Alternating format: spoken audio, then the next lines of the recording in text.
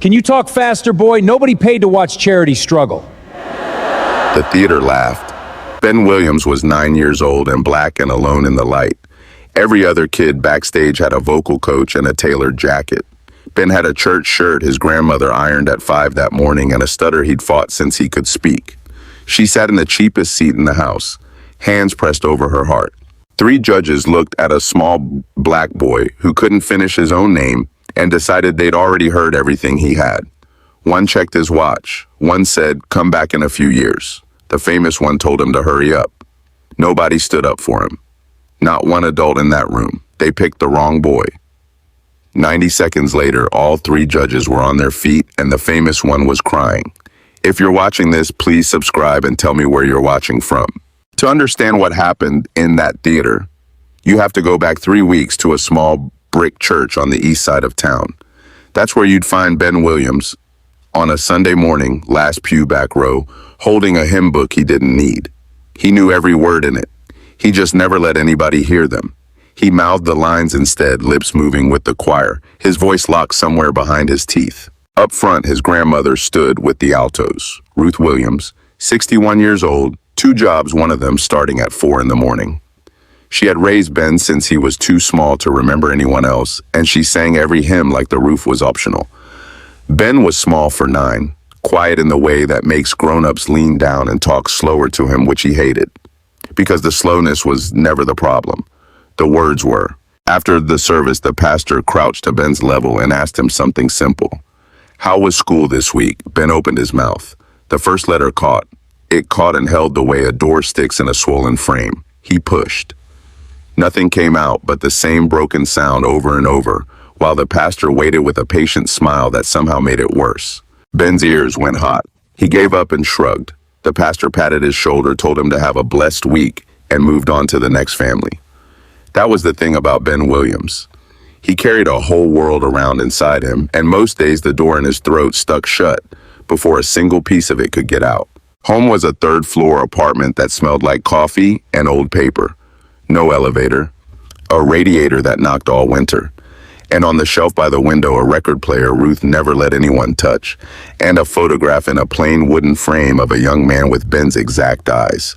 That was his father, Samuel Williams, gone since Ben was 4, a man Ben remembered mostly as warmth and a voice. Ben was drying dishes that evening when it happened the way it always happened when he forgot to be careful.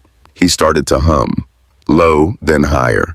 A melody with no words curling up out of him without a single stumble, smooth as water over stone. Ruth stopped in the doorway. She didn't say a word. She just listened, the dish towel forgotten in her hands. "You know what I love about that?" she said finally. Ben froze, caught. He clamped his mouth shut. "No, baby, don't you stop." She crossed the kitchen and laid her hand on the back of his head.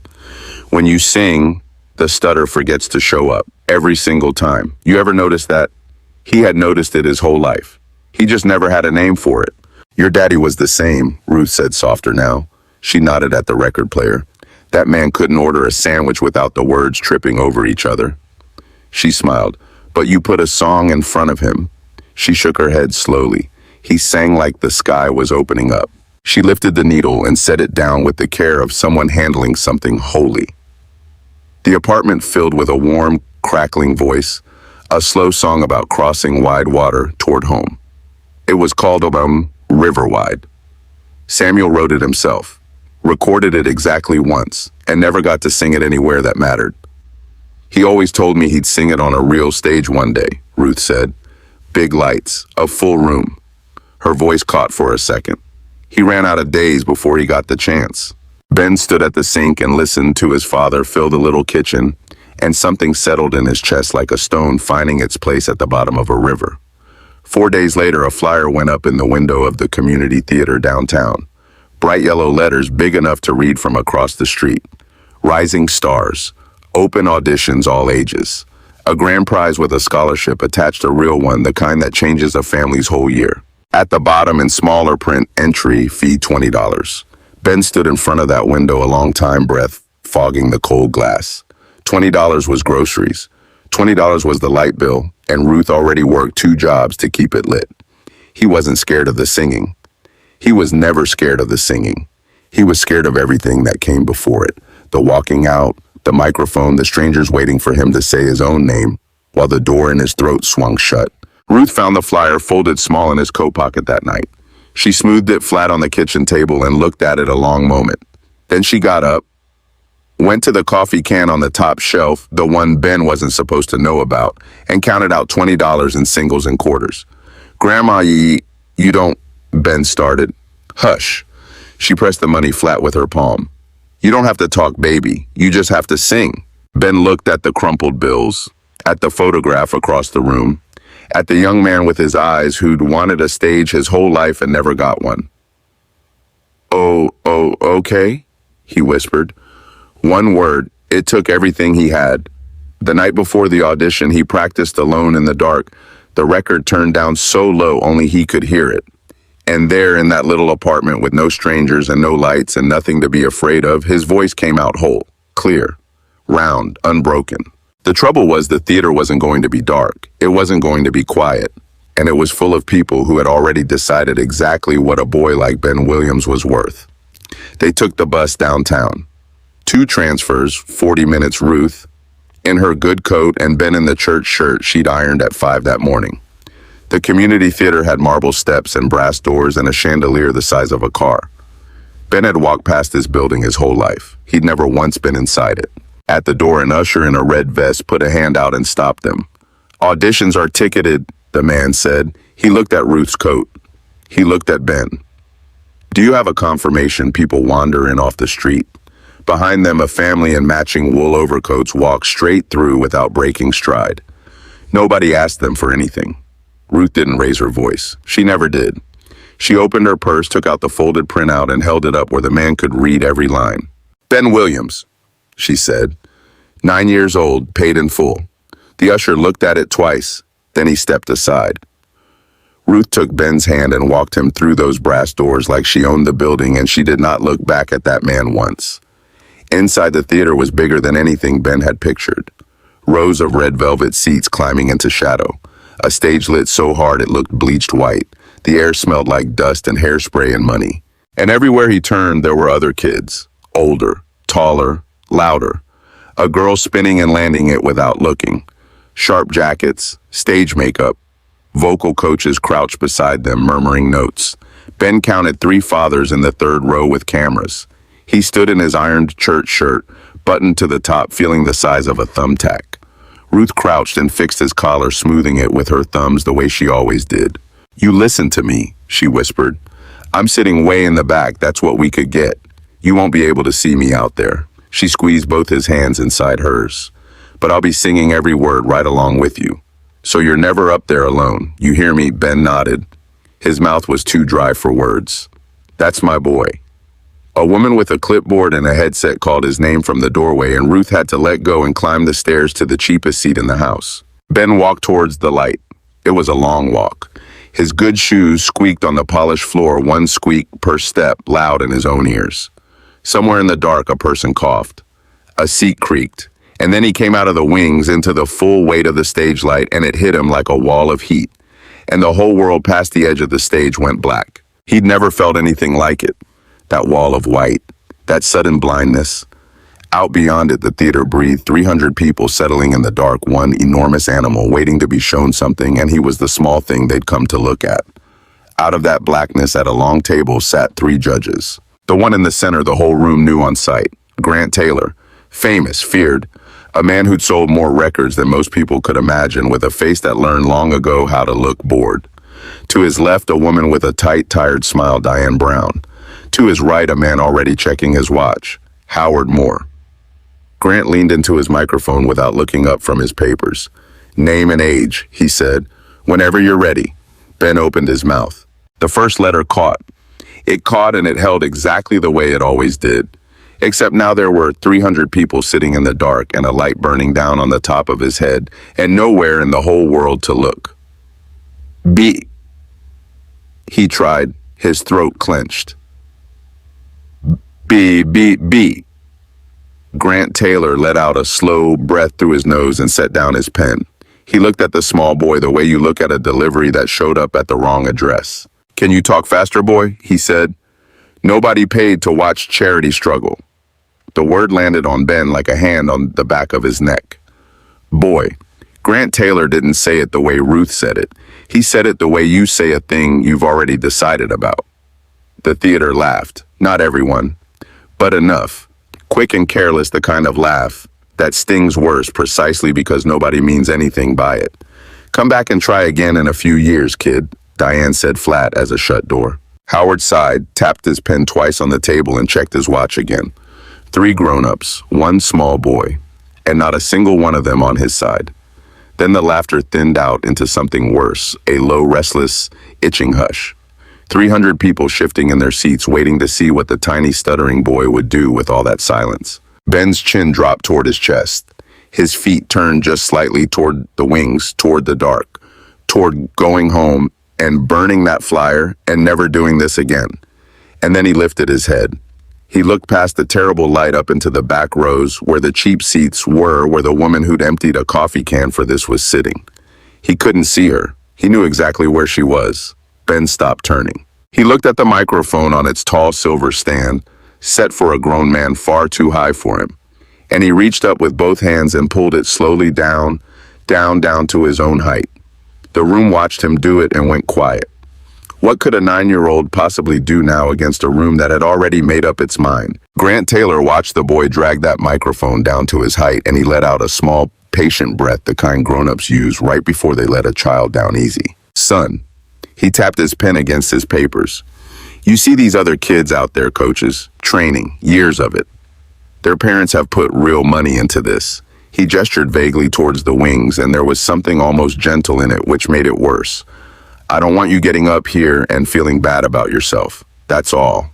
It was the kindness of it that stung. He wasn't being cruel. He was being generous the way a man is generous when he's certain he's looking at something small. Diane Brown leaned forward on her elbows. There's no shame in waiting till you're ready, kid. Howard Moore didn't bother softening his. Can we please keep this moving? He said to no one to the ceiling and checked his watch a 3rd time. All 3 of them.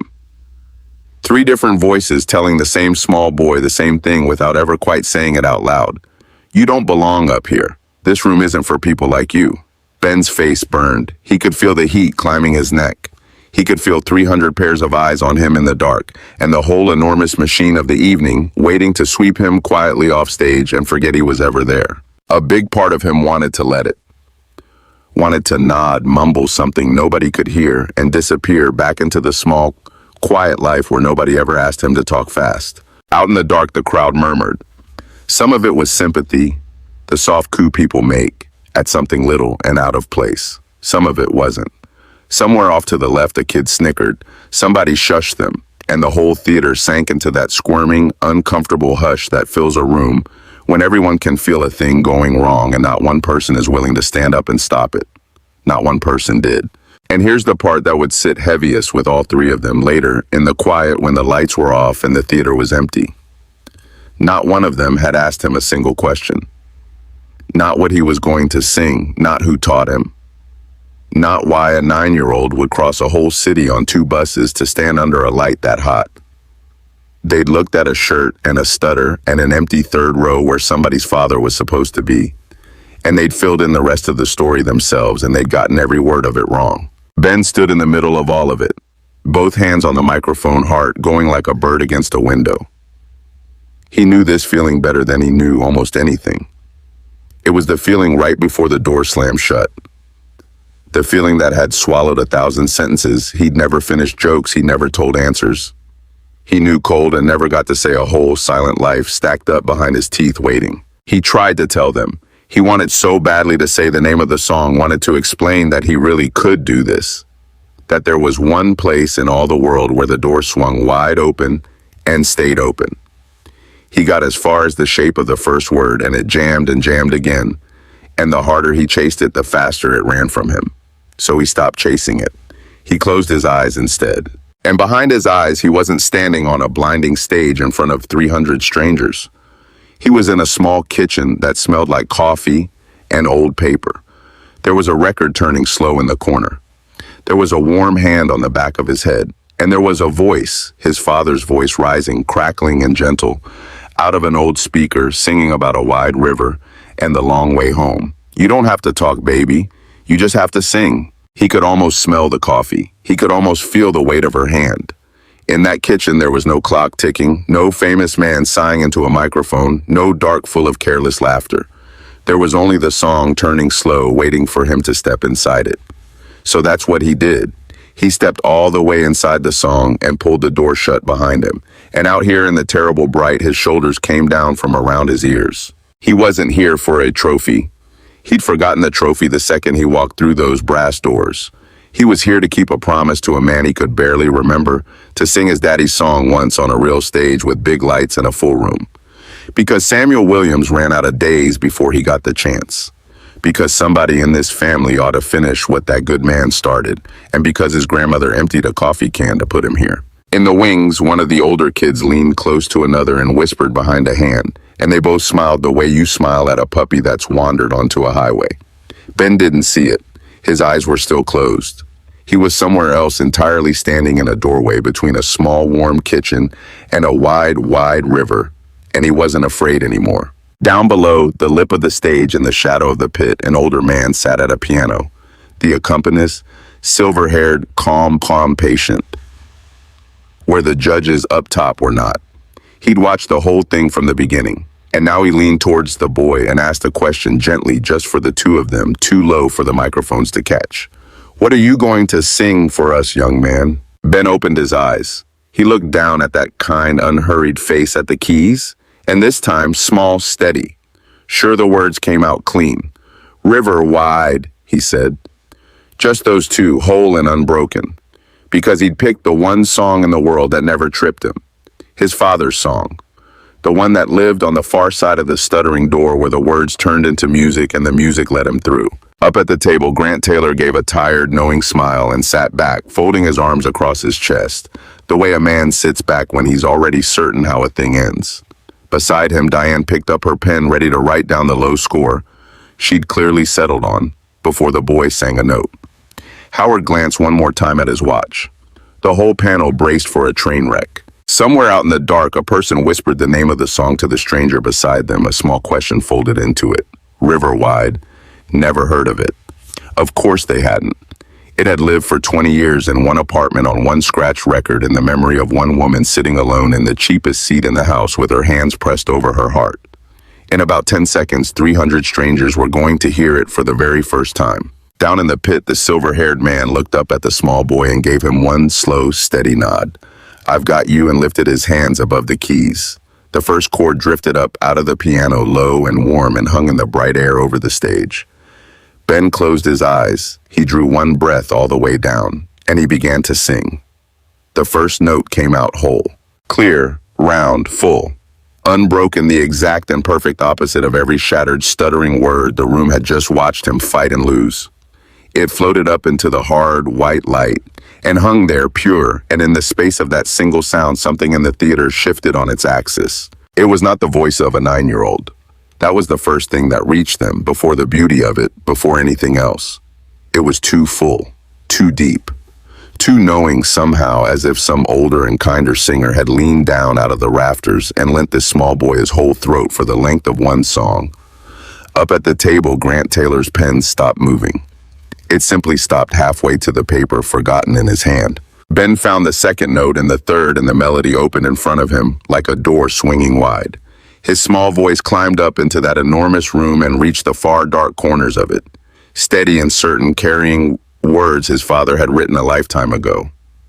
Words about crossing a wide, wide river, about someone waiting for you on the other side. The confident kids in the wings stopped stretching. The girl who could spin without looking went still.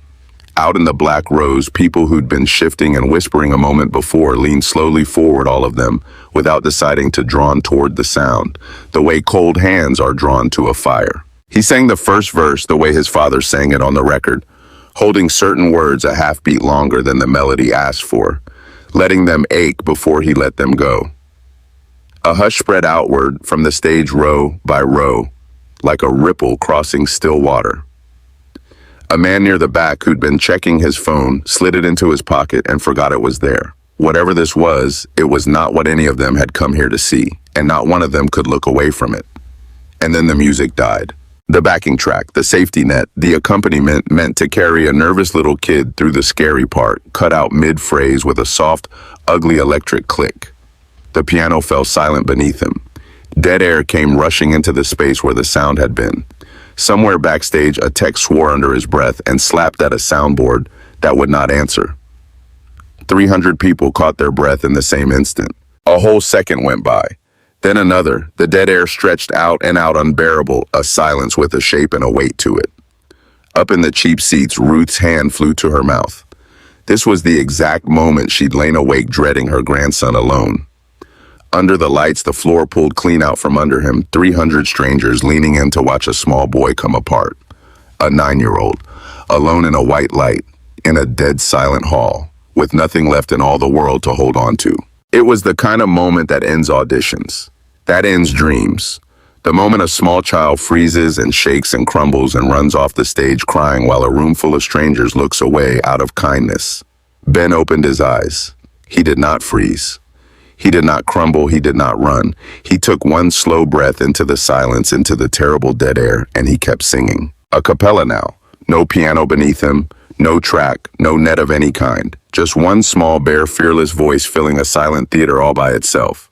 And somehow impossibly it was better this way. Cleaner, truer, stripped of everything but the boy in the song, as if this music had only ever needed him and nothing else at all. He didn't open his eyes. He didn't reach for the dead microphone or look down to the pit for help. He leaned into the empty air, as though it were a hand held out to catch him, and let the song carry them both. The silence that had felt like a trap one heartbeat ago turned into the finest stage he could have asked for. Nothing between his voice and their ears, nothing to hide behind, nothing to blame if it fell apart. And it did not fall apart. His voice found the chorus and opened it wide. The words were simple. A river, a crossing, a light burning on the far bank, somebody who had waited a long, long time and was waiting still. Simple the way water is simple. Or grief, or love. And he sang them like he had lived 100 years. He sang them like he was singing somebody all the way home. The room didn't know what it was hearing. That was the strange thing. Nobody out there had ever heard this song before. There was no record to compare it to. No radio. Memory, nothing. It arrived in that theater brand new out of nowhere, out of a small boy in an iron shirt, and it landed on 300 strangers like something they'd known their whole lives and forgotten. That's how they'd describe it afterward, the ones who tried. I felt like I already knew it. They didn't know it. They just knew it was true. Up in the cheap seats, Ruth Williams had both hands over her lips. She was weeping without a single sound, her whole face wet and shining, and her mouth was moving with every word her husband's song, his exact melody, living and breathing again in her grandson's throat 20 years after the world stopped listening to it.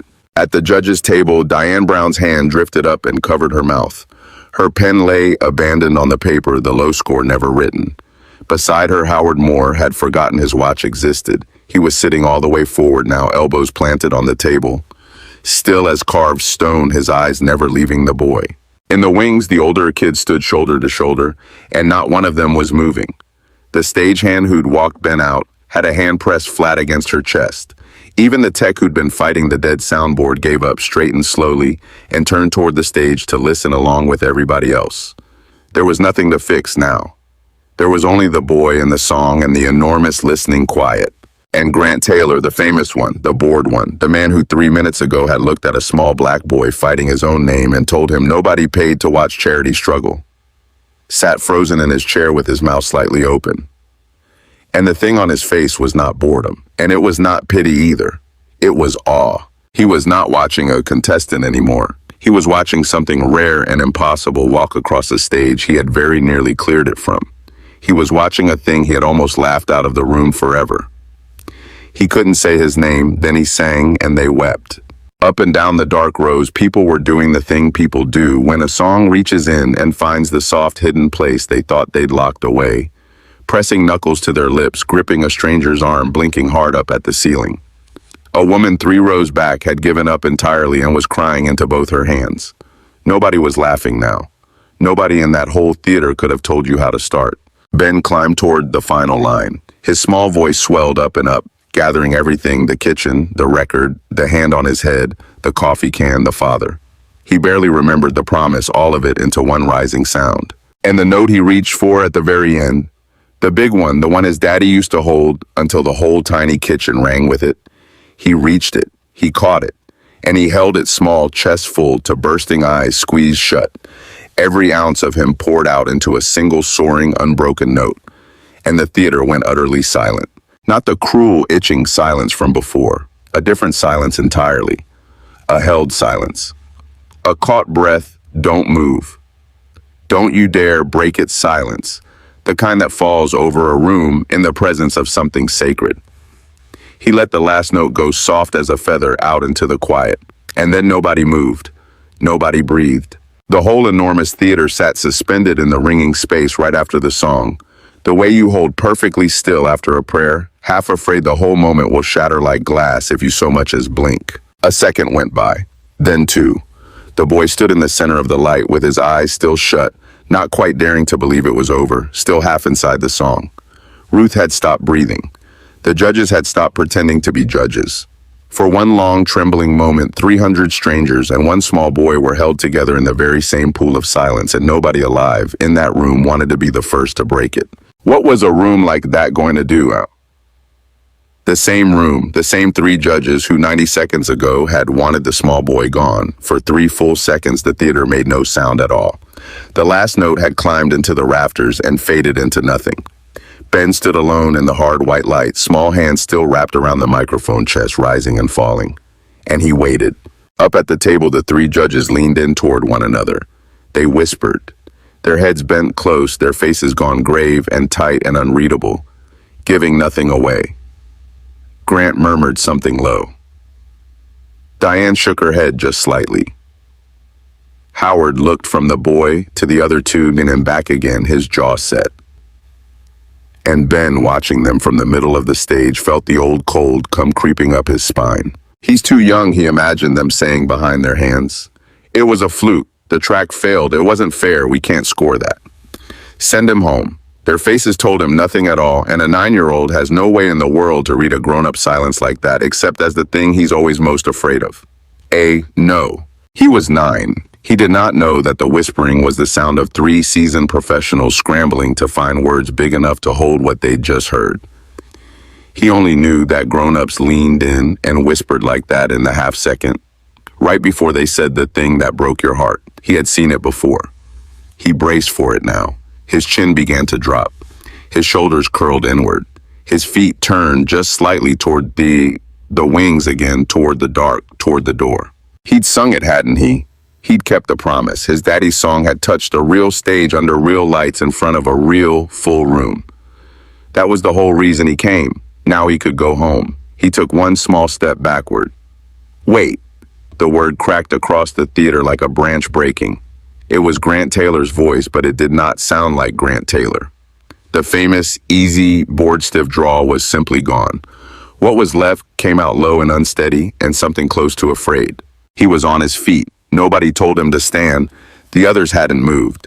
He'd just risen up out of his chair on his own slowly. The way a person stands when something in the room has suddenly become far bigger than they are. Don't. His voice broke. He tried again. Don't you walk off that stage, son. He pressed one hand flat against the table to steady himself. He looked at the small boy for a long, long moment. Then he turned and looked out at the 300 people in the dark. And then Grant Taylor did a thing that nobody in that theater, not the crowd, not the crew, not the 2 people who'd sat beside him for years, had ever once seen him do. He apologized. A few minutes ago, he said, and his voice shook, I looked at a little boy fighting to say his own name, and I called him boy, and I told him nobody paid to watch charity struggle. He shook his head slowly, and his eyes had gone glassy under the lights. I looked at what he was wearing. I looked at who wasn't sitting in the 3rd row with a camera, and I decided in about 10 seconds that I already knew everything he had to offer. He drew a breath that didn't quite hold, and then the music quit on you. And you stood up there with nothing, and you sang anyway. And it was the finest thing that has walked across this stage all day. Maybe all year, maybe longer than that. His voice finally gave out on him. I am sorry, son. I am truly deeply sorry. Diane Brown stood up next. She didn't wipe her eyes, though they were wet and running now. She let the whole room see it. I sat right here in this chair and I let it happen, she said, thin and unsteady. I told you to come back in a few years. I sat next to a grown man mocking a child and I said nothing, and I picked up my pen to score you low before you'd even opened your mouth. She pressed her lips together hard. I should have spoken up for you, baby. I should have, and I will carry that. I promise you I'll never make that mistake again as long as I live. Then Howard Moore, the man who'd spent the entire audition staring at his watch, pushed back his chair and got to his feet as well. And for the first time all day, he was in no hurry at all. He looked at the boy a good while before he spoke, as if he wanted to be sure the words came out right. I judged you by your stutter, he said quietly, by 10 seconds of a little boy fighting to get one letter out. I looked at that and I thought I'd seen the whole story. He drew a slow breath. I have been doing this a long time, and that was the best audition I have heard in 20 years. I was wrong about you. Flat dead wrong. And I am glad I lived long enough to be this wrong. 3 judges, all 3 of them up on their feet, all 3 saying sorry to a 9-year-old boy who still hadn't managed to finish saying his own name. 3 judges mocked a child. One song made all 3 stand. Grant turned back toward the room and his voice found its old strength again, but it was a warmer strength now worn smooth, and he said the thing that would follow Ben Williams for the rest of his life. I asked him to talk faster. He made time stop. And then the silence broke. It broke all at once, like a dam giving way, like a sudden change in the weather. The whole theater came roaring up out of its seats in a single crashing wave. 300 people on their feet, clapping until their palms stung. People crying openly, up and down the rows. The sound rolled forward and washed over the stage and kept coming wave on wave on wave. Louder by far than the careless laughter had ever been. And it did not stop, and it did not stop, and it did not stop. Somewhere in the 3rd row, a man was on his feet with tears running down his face, clapping for a boy he'd never met and would never meet again. For reasons he couldn't have put into words if you'd asked him. That was the thing the song did. It reached out into a room packed with strangers, found the one soft place each of them kept hidden away, and pressed there gently and all at once. The judges didn't sit back down. They clapped too, all 3 of them standing at their own table applauding a small boy they had very nearly sent home in tears. And up in the very back, in the cheapest seat in the house, a woman in her good coat was standing with everybody else, and she was the only person in that theater who wasn't surprised. Grant leaned to his microphone and had to nearly shout to be heard above the storm of it. Ben Williams, he said, on behalf of all 3 of us, and there's no discussion needed.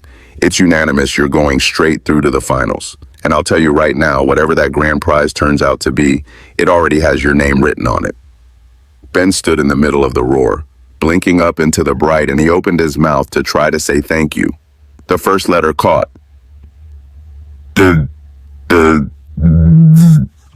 But this time nobody laughed. This time the whole enormous room went quiet and gentle, all on its own, hushing itself, and it waited patient as a held breath, warm as a hand on the back of your head for the small boy to find his words in his own time. This time the room waited. And from the very back of the theater, from the cheapest seat in the house, Ruth Williams was already coming down the stairs, arms flung wide open, tears streaming down her face, reaching with everything she had for her grandson. Backstage, the roar of the crowd came through the cinder block walls like the ocean heard through a shell, huge and soft and far away all at once. The older kids were back there, the confident ones, the ones with the coaches and the tailored jackets, a few of whom had snickered in the dark when a small boy couldn't say his name. They weren't snickering now. One by one, they drifted over quiet and a little shy, and the tallest of them, the boy who'd hit that high note just to hear it ring, crouched all the way down to Ben's height and put out his hand. That was the best thing I ever heard in my life, he said, and he meant it. For real. I hope you win the whole thing. Ben ducked his head and shook the hand and smiled down at his shoes because his throat was too full to try any words. Then a shadow fell across him and he looked up to find Grant Taylor standing there. No table between them now, no microphone, no cameras, no crowd. Just a tired-looking man with his hands pushed deep in his pockets and an expression like he wasn't quite sure he had the right to be standing there at all. Grant lowered himself, down slowly, one knee at a time, until he was eye to eye with the boy he'd humiliated barely an hour before. I gave you that apology out there in front of everybody, he said low and rough.